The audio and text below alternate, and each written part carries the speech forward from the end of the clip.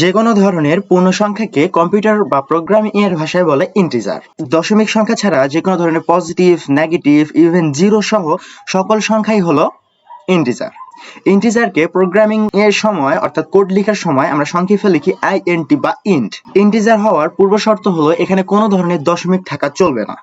যেমন আপনি যদি 10 লিখেন এটি ইন্টিজার, ঠিক আছে, কিন্তু 10 এর পরে আপনি যদি পয়েন্ট দিয়ে শূন্য লিখেন বা দশমিক দিয়ে শূন্য লিখেন এটি হয়ে যাবে ফ্লট।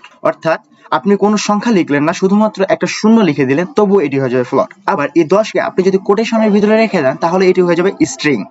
তাহলে বুঝতেই পারছেন কতটা সেনসিটিভ। অর্থাৎ ইন্টিজার মানে হলো দশমিক বা কোটেশন ছাড়া একদম সম্পূর্ণ পূর্ণ সংখ্যা। কোড করার সময় যখন কোনো কিছু গুনতে হয় তখনই আমাদের প্রয়োজন পড়ে ইন্টিজার। এটি কম্পিউটারে জায়গা নেয় কম, ক্যালকুলেশন অর্থাৎ হিসাব নিকাশ করে অনেক বেশি দ্রুত। একটি মজার ব্যাপার হচ্ছে বিভিন্ন প্রোগ্রামিং ল্যাঙ্গুয়েজে এটার জন্য লিমিটেড স্পেস দেওয়া থাকলেও পাইথনের মতো আধুনিক ল্যাঙ্গুয়েজে এটার কোনো লিমিটেশন নেই, এটি আনলিমিটেড স্পেস নিতে পারে এবং আপনার কম্পিউটারের মেমোরি অনুযায়ী এটি অনেক বড় বড় সংখ্যা হ্যান্ডেল করতে পারে। তাই আপনি যদি কোনো সলিড সংখ্যা নিয়ে কাজ করতে চান আপনার সেরা বন্ধু হলো ইন্টিজার।